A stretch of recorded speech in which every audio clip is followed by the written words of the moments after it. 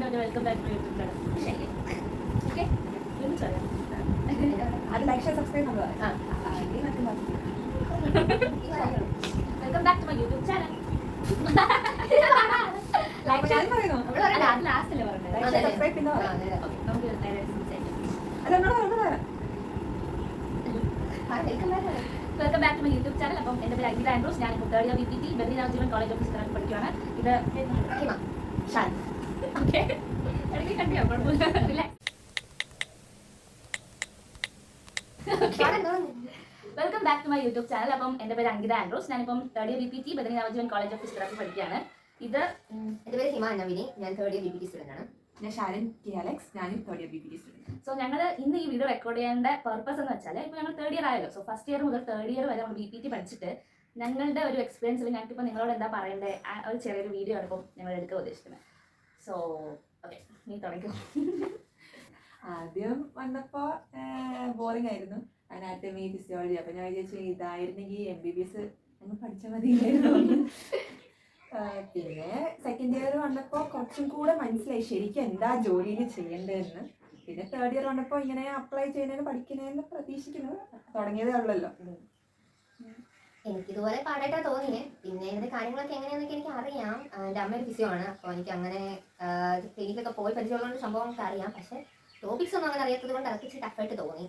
അപ്പോൾ അങ്ങനെ എനിക്ക് ആദ്യം അനാട്ടമി ഒക്കെ പഠിക്കണം എന്നൊക്കെ അറിയായിരുന്നു. സിലബസ് നോക്കുമല്ലോ ഫസ്റ്റ് ജോയിൻ ചെയ്യുമ്പോഴത്തേക്ക്. അപ്പോൾ അനാട്ടമി ഫിസിയോളജി എനിക്ക് തോന്നിയത് അനാട്ടമി ആയിരിക്കും കുറേ പഠിക്കും. ഹ്യൂമൻ ബോഡിനെ പറ്റി കുറേയൊക്കെ പഠിക്കണമല്ലോ. ഫിസിയോളജിയൊക്കെ നമുക്ക് പ്ലസ് ടു പോലത്തെ കുറച്ചുകൂടി എക്സാജറേറ്റ് ആയിട്ടുള്ള ടോപ്പിക്കാണെന്ന് വിചാരിച്ചു. പക്ഷേ ഇത് കുറേ ഉണ്ടായിരുന്നു ഫസ്റ്റ് ഇയറിൽ അനാട്ടമി ഫിസിയോളജി. അത് നമുക്ക് ബേസിക്കലി എന്താണെന്ന് അറിയാമെന്നുള്ള സബ്ജക്റ്റ് ആയിരുന്നു. പിന്നെ ഫിസിയോതെറാപ്പിയുടെ റിലേറ്റ് ചെയ്ത സബ്ജക്റ്റ് എന്ന് പറയുമ്പോഴത്തേക്കും ബയോമെക്കാനിക്സ് ആയിരുന്നു. അത് കുറേ ആക്ച്വലി ഫിസിയോയുടെ ബേസിക് സബ്ജക്റ്റ് ആയിരുന്നു. സോ അതായിരുന്നു ഫസ്റ്റ് ഇയർ നമുക്ക് കൂടുതൽ പഠിക്കുക. പിന്നെ ഏത് സബ്ജക്റ്റ് ആയിരുന്നു? Psycho social. അങ്ങനെ ഫസ്റ്റ് ഇയർ. പക്ഷേ ഇപ്പോൾ സെക്കൻഡ് ഇയറിനെ വെച്ച് നോക്കുകയാണെങ്കിൽ ഫസ്റ്റ് ഇയർ ഒക്കെ നല്ല ടൈം എടുത്ത് പയ്യായിരുന്നു ഫസ്റ്റ് ഇയർ. അങ്ങനെ സെക്കൻഡ് ഇയർ ഞാൻ മാത്രം സംസാരിക്കും. സെക്കൻഡ് ഇയർ പെട്ടെന്ന് പോയി. പ്രാക്ടിക്കലായിരുന്നു മൊത്തം. ബേസ് ആയിരുന്നു നമ്മുടെ ഫിസിയോതെറാപ്പിയുടെ ബേസ് ആണ് സെക്കൻഡ് ഇയർ. കുറച്ചും കൂടെ ഇൻട്രസ്റ്റ് ആണ്. അല്ല, സെക്കൻഡ് ഇയറിലാകുമ്പോൾ കുറച്ചുകൂടി ഫിസിയോ ഇലക്ട്രോ തെറാപ്പി ആയാലും എക്സസൈസ്. നമ്മൾ ഫസ്റ്റ് ഇയർ പഠിച്ച അനാട്ടമി ഒക്കെ അപ്ലൈ ചെയ്യുന്നത് നമ്മൾ ഈ സെക്കൻഡ് ഇയറിലാണ്. കാരണം മസിൽസിൻ്റെ ഓർഗനൈസേഷൻ മസിലിനെ പറ്റി കുറേ കാര്യങ്ങൾ അറിഞ്ഞപ്പോൾ നമുക്ക് എക്സസൈസ് എങ്ങനെ പ്രിസ്ക്രൈബ് ചെയ്യണം അങ്ങനത്തെ ഒരു വൈബായിരുന്നു. പക്ഷേ ഈ സെക്കൻഡ് ഇയറും തേർഡ് ഇയർ മനസ്സിലാക്കണമെങ്കിൽ ഫസ്റ്റ് ഇയറിന്റെ ടോപ്പിക്സും അറിയണം, അല്ലെങ്കിൽ നടക്കും. കുറേ ലാബ് ക്ലാസ്സസ് ഒക്കെ ഉണ്ട്. ഈ സെക്കൻഡ് ഇയറാണ് കൂടുതലും ലാബിലോട്ടൊക്കെ നമ്മൾ പോകുക. ഫസ്റ്റ് ഇയറിൽ ലാബുണ്ട്, ഫിസിയോളജിക്കൊക്കെ ലാബ് ഉണ്ട്. എന്നാലും അതൊന്നൊരു ലാബായിട്ട് നമുക്ക് പ്രാക്ടിക്കലായിട്ടൊന്നും പറയാൻ പറ്റത്തില്ല സെക്കൻഡ് ഇയർ നോക്കുമ്പോഴത്തേക്ക്. കാരണം സെക്കൻഡ് ഇയറാണ് കൂടുതലും നമ്മൾ ലാബൊക്കെ എൻജോയ് ചെയ്തത്. ഓക്കെ, അങ്ങനെയൊക്കെയാണ്. പിന്നെ സെക്കൻഡ് ഇയറിൽ വേറെ എന്തുവായിരുന്നു? കോൺഫറൻസിന് പോയായിരുന്നു അല്ലേ? എറണാകുളം പോയായിരുന്നു. നൈസായിരുന്നു, വൺ ഡേ ട്രിപ്പ് ആയിരുന്നു. പിന്നെ ഷാരന് കോൺഫറൻസിന് പോയപ്പോഴത്തേക്കും മറ്റേ ഈ പോസ്റ്ററിന് സമ്മാനമൊക്കെ കിട്ടി. കിട്ടിയല്ലോ. എന്റെ ടോപ്പിക് എന്തായിരുന്നു? എന്റെ topic how progressive muscle relaxation can be used in the treatment four dysmenorrhoea. പിന്നെ എന്തുവായിരുന്നു? എന്റെ എന്തുവായിരുന്നു? അയ്യോ, എന്റെ മറന്നു എനിക്ക്. എന്റെ എന്തുവായിരുന്നു ആക്ച്വലി ചോദിക്കണ്ടായിരുന്നു. ആക്ച്വലി എനിക്ക് പ്രൈസ് കിട്ടിയില്ല. ഞാൻ പാർട്ടിസിപ്പേറ്റ് മാത്രമേ ചെയ്തിട്ടുണ്ടായിരുന്നുള്ളൂ. നിനക്ക് സമ്മാനം പ്രൈസ് കിട്ടി, സെക്കൻഡ് പ്രൈസ് ആയിരുന്നു. അങ്ങനെ അത് ഫസ്റ്റ് ടൈം ജസ്റ്റ്. പക്ഷേ കൾച്ചറൽസിന് കിട്ടി, ഡാൻസിന് കിട്ടി. ഡാൻസ്. പിന്നെ എന്താ സെക്കൻഡ് ഇയർ അക്കാഡമിക് ബേസ്ഡ് ആയിട്ട് വേറെ എന്താ സംഭവിച്ചത്? വേറെ എന്താ, മെയിനായിട്ട് പ്രാക്ടിക്കലാണ്. ഒരു എക്സസൈസ് നമ്മൾ എങ്ങനെ ഇംപ്ലിമെന്റ് ചെയ്യാം, അത് പിന്നെ ഇലക്ട്രോ തെറാപ്പി മൊഡാലിറ്റീസ് ഒക്കെ എങ്ങനെയൊക്കെയാണ് എന്നാണ് നമ്മൾ മെയിനായിട്ട് പഠിച്ചത്. ഇത്തവണ നമ്മൾ കണ്ടീഷൻ വെച്ചിട്ട് ചെയ്യാൻ പഠിക്കുന്നു. അങ്ങനെ തേർഡ് ഇയർ ആക്ച്വലി ക്ലാസ്സസ് തുടങ്ങി വരുന്നേ ഉള്ളൂ. നമുക്ക് കൂടുതലായിട്ട് എന്താണെന്നൊക്കെ മനസ്സിലായി വരുന്നേ ഉള്ളൂ. ജസ്റ്റ് ടോപ്പിക്സ് ഒക്കെ തുടങ്ങി, എന്നാലും നമ്മൾ അതുമായിട്ട് ജെല്ലായി വന്നിട്ടില്ല. അപ്പോഴും സെക്കൻഡ് ഇയർ കഴിഞ്ഞ് തേർഡ് ഇയർ ആയത് വിശ്വസിക്കാൻ പറ്റുന്നത്. സെക്കൻഡ് ഇയർ ഒക്കെ പെട്ടെന്ന് കഴിഞ്ഞു.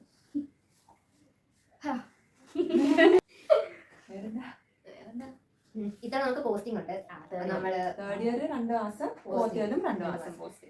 നമ്മൾ ഹോസ്പിറ്റലിൽ ചെന്ന് റിയൽ പേഷ്യൻസുമായിട്ടുള്ള ഇന്ററാക്ഷൻസ് ഒക്കെയാണ്. അപ്പോഴായിരിക്കും കുറച്ചും കൂടെ എന്താ ശരിക്കും ചെയ്യേണ്ടത് എന്നറിയാം. ഒരു ഐഡിയ ഉണ്ട് എന്നാലും. നമ്മുടെ കോളേജിൽ ഇനി കോൺഫറൻസ് ഒക്കെ കണ്ടക്ട് ചെയ്യാൻ പോവാണ് മെയില്.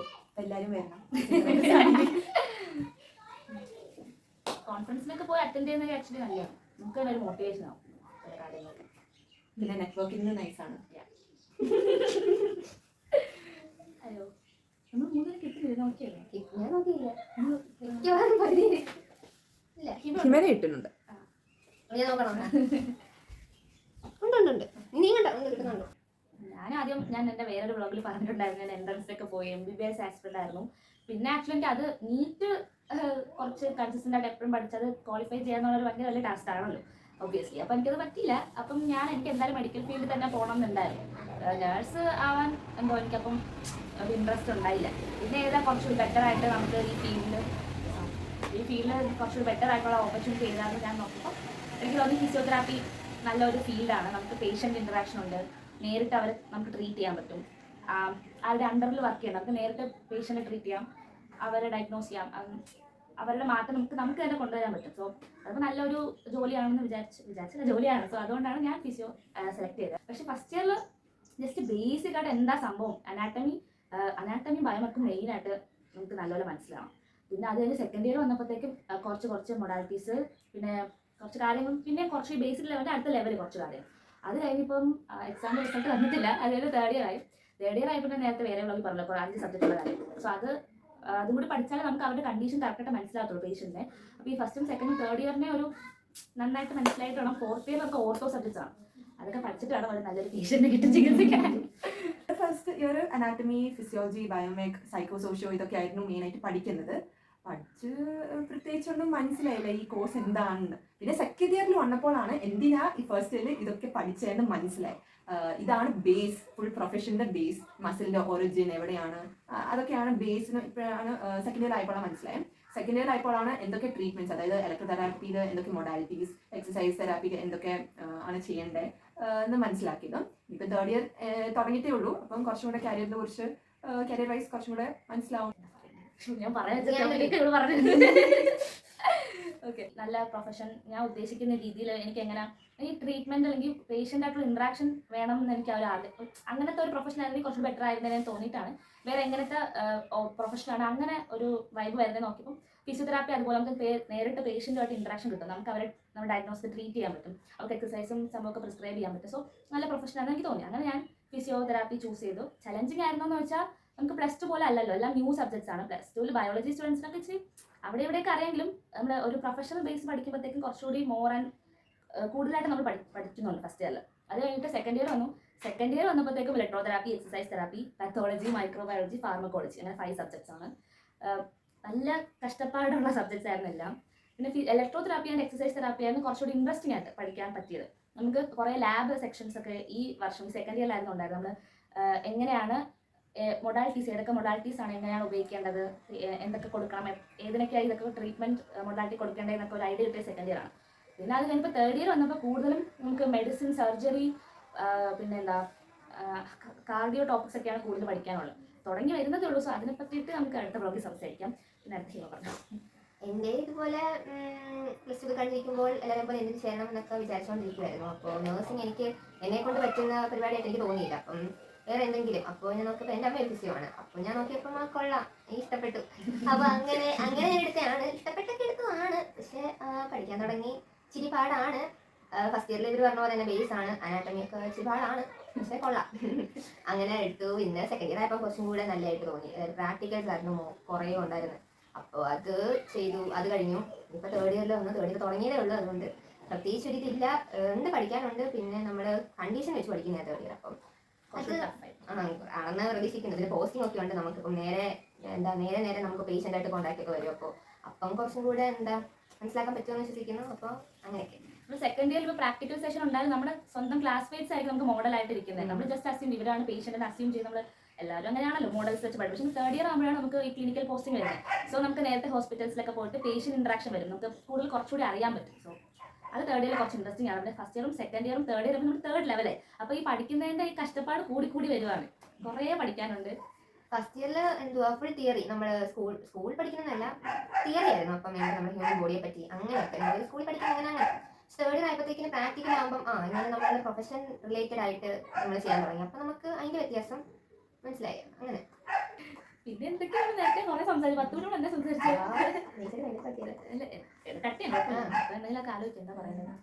ബാച്ച് 2026 തൊട്ടാണ് നമ്മൾ നീറ്റ് ബേസ്ഡ് ആയിട്ടുള്ള അഡ്മിഷൻ. അങ്ങനെയാണെങ്കിൽ ഇതൊരു ആക്ച്വലി ഒരു 5 ഇയർ കോഴ്സ് ആവും. അതായത് 4 ഇയർ ക്ലാസ്സസും 1 ഇയർ ഇന്റേൺഷിപ്പാണ്. നമുക്കിപ്പം 6 മന്ത് ഇന്റേൺഷിപ്പാണ്. നീറ്റിന് ശേഷം വരുന്ന കുട്ടികൾക്കാണെങ്കിൽ ഇത് ആക്ച്വൽ 5 ഇയർ കോഴ്സാണ്. അത് ആക്ച്വലി കുറച്ചുകൂടി ബെറ്റർ ആണെന്ന് തോന്നുന്നത്. 5 ഇയർ ആക്കുന്നതാണ് കുറച്ചുകൂടി നല്ലത്. കാരണം കുറച്ചുകൂടി നമ്മുടെ പ്രൊഫഷൻ കുറച്ചുകൂടി ഇത് എല്ലാവരുടെ ഇടയിലും തെറ്റിദ്ധരിക്കപ്പെട്ട ഒരു പ്രൊഫഷണലാണ് കിടക്കുന്നത് ആക്ച്വലി. എന്തൊക്കെ പറയുന്നത് മസാജ് ചെയ്യുന്നു, തിരുമല്, അങ്ങനെയൊന്നും അല്ല. പ്ലീസ് കുറച്ച് ബുദ്ധിപൂർവ്വം ചിന്തിക്കുക. അങ്ങനത്തെ ഒരു പ്രൊഫഷൻ അല്ല. നമ്മളെന്തായാലും ഇത്രയും കഷ്ടപ്പെട്ട് പഠിച്ചിട്ടാവുന്നത് തന്നെയാണ്. അപ്പൊ അതിന്റെ റെസ്പെക്ട് ഒക്കെ നമുക്ക് കിട്ടണം. അതെ, അത് ആക്ച്വലി നമ്മൾ ഫിസിയോനെ കണ്ട് ട്രീറ്റ്മെന്റ് എടുത്തിട്ട് അവർക്ക് ഭേദമായി കുറെ ആൾക്കാരുണ്ട്. അവര് ഫിസിയോ എന്നൊക്കെ പറയുമ്പോൾ ഭയങ്കര വലിയ കാര്യത്തോടെ പറയുന്നത്. പക്ഷെ ഇതൊന്നും അറിയാതെ കുറെ പേരാ പറയുന്നത് ഇങ്ങനെ. അതായത് അവർക്ക് അറിയാത്തത് കൊണ്ടാണ്. സോ അവരറിയണം. ഇവിടെ വന്നു കഴിഞ്ഞിട്ട് ഇത്രയും ഫിസിയോന്റെ ആവശ്യം ഉണ്ടെന്ന് മനസ്സിലാവുന്നത്. ലൈക്ക് സർജറിന്റെ മുമ്പേയും അത് കഴിഞ്ഞിട്ടും ആവശ്യമുണ്ട്. അത് ഇപ്പോഴും എൻ്റെ ഫ്രണ്ട് അമ്മ സർജറിക്ക് പോയായിരുന്നു. അപ്പൊ ഞാൻ പറഞ്ഞായിരുന്നു അത് കഴിഞ്ഞിട്ടും എന്താ പറയുക ഉറപ്പായിട്ടും ഫിസിയോനെ കാണിക്കണം.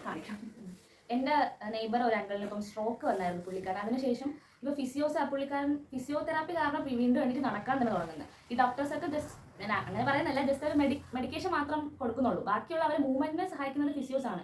ഇപ്പോൾ ഒരു കോയിന് 2 സൈഡ് ഉള്ളതുപോലെ നമുക്ക് മെഡിസിൻ ആവശ്യമുള്ളത് മാത്രം മെഡിസിനും, ബാക്കി നമ്മൾ തന്നെ മൂവ്മെന്റ് ഒക്കെ കുറച്ചുകൂടി ഇമ്പോർട്ടൻ്റ് ആയിട്ടുള്ള കാര്യങ്ങളാണ്. രണ്ടും ഒരേപോലെ ഇമ്പോർട്ടൻസ് ഉള്ള കാര്യങ്ങളാണ്. ഈ മെഡിസിൻ കഴിക്കേണ്ട സ്ഥലത്ത് കഴിക്കണം. പക്ഷെ അത് കഴിക്കാതെ നമുക്ക് ശരിയാക്കാൻ പറ്റുമെങ്കിൽ അത് ചൂസ് ചെയ്യുന്നതായിരിക്കും വൈസ് നമ്മൾ പറയും. ഭയങ്കര ഡയറക്റ്റ് ക്യാമറ നോക്കി ഭയങ്കര ഞാൻ എന്നെ ഫേസ് ചെയ്തിട്ട് അതല്ല ഞാൻ പറഞ്ഞേ. ഭയങ്കര ഡീസന്റ് ആയിട്ട് ഒരു ടെൻഷൻ. അങ്ങനെ ഞങ്ങൾ 3rd ഇയർ ഫിസിയോസ് ആയിരിക്കും. ഇനി ഒരു വർഷം കൂടെ. അയ്യോ, 1 more to go. അല്ല പേരുകളല്ല 2 years. 3rd year 4th year പിന്നെ ഫിസിയോസ് ആയിട്ട്. ഫസ്റ്റ് ഇയർ ഒക്കെ ഇച്ചിരി കൂടി പയ്യെ പോയ പോലെ. അതൊന്ന് ആദ്യമായിട്ട് ആ കോളേജ് വരുമ്പോഴത്തേക്കും എല്ലാവരെയും കണ്ട് കോളേജൊക്കെ ഒന്ന് പരിചയപ്പെട്ട് പഠിച്ച് തുടങ്ങുന്നതിന്റെ ഒരു ഇതായിരുന്നു എനിക്ക് തോന്നുന്നില്ല. പിന്നെ പയ്യെ സമയം പോയ പോലെ തോന്നുന്നു. സെക്കൻഡ് ഇയർ അല്ല, ഫസ്റ്റ് ഇയർ എക്സാം കഴിഞ്ഞു, സെക്കൻഡ് ഇയറിലോട്ട് കയറി. പിന്നെ എനിക്കൊന്നും ഓർമ്മയില്ല. പിന്നെ 3rd ഇയർ ആയി. യൂണിവേഴ്സിറ്റി എക്സാമിന് പഠിച്ചത് മാത്രമേ ഓർമ്മയുള്ളൂ. പിന്നെ 3rd ഇയർ ആയി. ഇനിയിപ്പോ സീനിയേഴ്സ് ഒക്കെ പറയുന്നത് 3rd ഇയർ ഒന്നും പെട്ടെന്ന് പോകുന്നതാണ്. ഫസ്റ്റ് ഇയർ മാത്രമേ ആ ലാഗ് എല്ലാം നിങ്ങൾ തോന്നുന്നു പയ്യ പോകുന്നത്. സെക്കൻഡ് ഇയർ പോയത് പോലും അറിഞ്ഞില്ല. 3rd ഇയർ അതിന് മുന്നേ ആയി. 3rd ഇയറിൽ ഫുൾ ബിസി ആയിരിക്കും. ആദ്യത്തെ ഒരു 2-3 മാസം നമ്മൾ ഫ്രീ ആയിരിക്കും. പിന്നെ എക്സാംസ്, പോസ്റ്റിങ്സ്, കോളേജിന്റെ conference, internal exams, model exams, പിന്നെ നമുക്ക് കഴിഞ്ഞു. പിന്നെ 4th ഇയർ. ഫസ്റ്റ് ഇയർ നമ്മുടെ 12th കഴിഞ്ഞിട്ട് വരുമ്പോ ഒരു ഓക്കെ ഇതെന്തുവാ സബ്ജക്ട്, എങ്ങനെയാ പഠിക്കണ്ടേ, അത് ആദ്യം പഠിക്കണം, എങ്ങനെയാ പഠിക്കണ്ടേ. സത്യം. പിന്നെ നമ്മൾ കോളേജിലോട്ട് പോവാണല്ലോ എന്നൊരു മൈൻഡ് നമുക്ക് ഉണ്ടാവുമല്ലോ. പക്ഷെ നമ്മൾ ഫസ്റ്റ് ഇയർ കയറി കഴിഞ്ഞപ്പോൾ നമുക്ക് ആ ചിന്ത അങ്ങ് പോയി. കോളേജിന്റെ ചിന്ത പോയി. സിനിമയിൽ കാണുന്ന പോലെ അല്ലെങ്കിൽ അങ്ങനത്തെ ഒരു വൈബേ അല്ല ഈ പ്രൊഫഷണൽ കോളേജ് എന്നൊക്കെ പറയുമ്പോൾ. പക്ഷേ MBA സ്റ്റുഡൻസിന് കുറച്ചുകൂടി എൻജോയ് ചെയ്യാൻ പറ്റുമെന്ന് എനിക്ക് തോന്നുന്നു. കുറച്ചുകൂടി പ്രോഗ്രാംസ് ഒക്കെ ഉണ്ടെന്ന് തോന്നുന്നു. പക്ഷെ നമുക്ക് അത്രയും ഭയങ്കര ഒരു ഇതൊന്നുമില്ല. അതായത് ഒരു ആർട്സ് കോളേജിനെ പോലെ അത്രയും ഭയങ്കര ഫണ്ണോ ഭയങ്കര സംഭവമൊന്നും ഇല്ല. എങ്കിൽ കൂടിയും കുറച്ചൊക്കെ എൻജോയ് ചെയ്യാറുണ്ട്. പിന്നെ ഒബ്വിയസ്ലി കോളേജ് ലൈഫ് എന്ന് പറയുമ്പോൾ ഒരു ക്രൂഷ്യൽ ലൈഫ് ആണല്ലോ. നമ്മുടെ പേഴ്സണാലിറ്റിനെ ഷേപ്പ് ചെയ്യുന്നത്. നമ്മളെ ചിലപ്പോൾ ലൈഫ് ലോങ് ഫ്രണ്ട്ഷിപ്സിനെ ഉണ്ടാവും. ചിലപ്പോൾ സ്നേക്സിനെ കണ്ടുപിടിക്കാൻ പറ്റും. ഒബ്വിയസ്ലി പേഷ്യൻസ് ആണെങ്കിലും കുറെ ടൈപ്പ് ആയിരിക്കുമല്ലോ. അപ്പം നമ്മുടെ ഫ്രണ്ട്ഷിപ്സ്, നമ്മുടെ എന്താ പറയുക, ജൂനിയേഴ്സ് ആയാലും സീനിയേഴ്സ് ആയാലും സ്വന്തം ബാച്ച്മേറ്റ്സ് ആയാലും ടീച്ചേഴ്സ് ആയാലും വേറെ ഏത് പ്രൊഫഷണൽസ് ആയാലും അവരെ നല്ലതായിട്ട് ഇന്ററാക്ട് ചെയ്യാൻ പഠിച്ചാൽ നമുക്ക് പേഷ്യൻസിനെ എങ്ങനെ ട്രീറ്റ് ചെയ്യാൻ നമ്മുടെ പേഷ്യൻസ് നമ്മൾ കൂട്ടാൻ പറ്റും.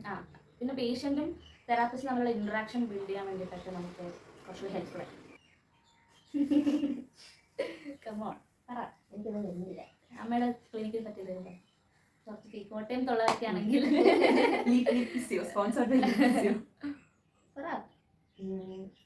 എന്താ നല്ലൊരു പ്രൊഫഷനാണിത്. അതല്ല, കോട്ടയത്ത് നിന്റെ അമ്മയുടെ ക്ലിനിക്കിലൊക്കെ നീ പോയിട്ടുള്ളപ്പം ക്ലിനിക്കിൽ പോകുമ്പോൾ നമ്മള് വെറൈറ്റി ആൾക്കാരെ, അതായത് വെറൈറ്റി കേസസ് നമുക്ക് കാണാൻ പറ്റും. എന്താ സ്ട്രോക്ക് ആയാലും, എന്താ പാർക്കിൻസോണിസം പേഷ്യൻസ്, പിന്നെ മൈസീനിയ ഗ്രേവ്സ് ഉള്ളവർ, അങ്ങനെ ഒത്തിരി നമുക്ക് കണ്ടീഷൻസ് കാണാൻ പറ്റും. അപ്പോൾ നമുക്ക് മനസ്സിലാമോ ഇങ്ങനെയൊക്കെയാണ് പഠിച്ചുകൊണ്ടിരിക്കാനായിട്ട് നമ്മൾ ഇങ്ങനെയൊക്കെ പോകുമ്പോൾ അത് വലിയ കാര്യമാണ് നമുക്ക് മനസ്സിലാവുന്നത്. ഇത് പഠിക്കുമ്പം അത് നമ്മൾ നേരിട്ട് കാണുമ്പോൾ ഇങ്ങനെയാണ് ആ പേഷ്യൻസ് എന്നൊക്കെ മനസ്സിലാക്കാൻ പറ്റും. പിന്നെ എങ്ങനെ നമുക്ക് ട്രീറ്റ്മെന്റ് കൊടുക്കാൻ പറ്റും എന്നൊക്കെ നമ്മൾ ഇപ്പോഴേ കാണുകയാണെങ്കിൽ നമുക്ക് ഭാവിയിൽ അത് ഉപയോഗപ്പെടും. അപ്പം അങ്ങനെ നോക്കുമ്പോൾ നല്ലതാണ്. പിന്നെ വേദനയ്ക്കും ഒടിവിനും വേണ്ടി മാത്രമല്ല ഫിസിയോ ചെയ്യുന്നത്. കുറെ കണ്ടീഷൻസ് ഉണ്ട് ഫിസിയോ നീഡ്. അത് ഫിസിയോ അവർക്ക് അത്യാവശ്യമായിട്ട് കുറെ കണ്ടീഷൻസ് ഉണ്ട്. അല്ലാണ്ട് കൈവേദനയാ കുറച്ച് ചെയ്യുക അങ്ങനെയൊന്നും അല്ല.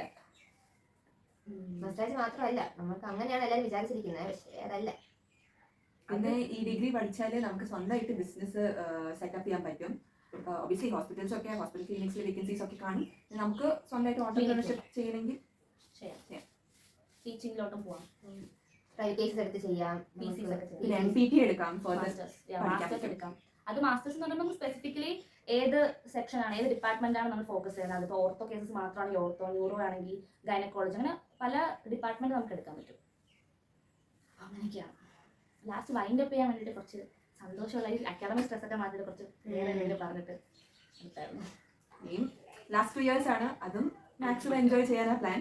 ഒബ്വിയസ്ലി നമ്മുടെ കരിയർ ആയതുകൊണ്ട് നമ്മൾ അതിനും ഇമ്പോർട്ടൻസ് കൊടുക്കണം. പക്ഷെ ഒബ്വിയസ്ലി നമ്മുടെ ലൈഫാണ്, അടിച്ചു പൊളിക്കുക, പഠിക്കുക, ജോലി മേടിക്കുക, എൻജോയ് ചെയ്യുക. ഓക്കെ. അപ്പം നിങ്ങൾക്ക് എന്തെങ്കിലുമൊക്കെ ചോദിക്കാനുണ്ടെങ്കിൽ കമന്റ് സെക്ഷനിൽ ഇട്ടോളൂ. പിന്നെ നിങ്ങളിപ്പോൾ ഫിസിയോതെറാപ്പി പഠിക്കുകയാണെങ്കിൽ വാട്ട്സ് യുവർ എക്സ്പീരിയൻസ്, നിങ്ങൾക്ക് എന്താ തോന്നുന്നത് അതെല്ലാം നിങ്ങൾ കമന്റ് സെക്ഷനിൽ ഇടൂ. എല്ലാവർക്കും അതൊക്കെ ഡിസ്കസ് ചെയ്യാം. Okay, thank you for watching. Please do like, share, subscribe my YouTube channel. Thank you. Like share subscribe.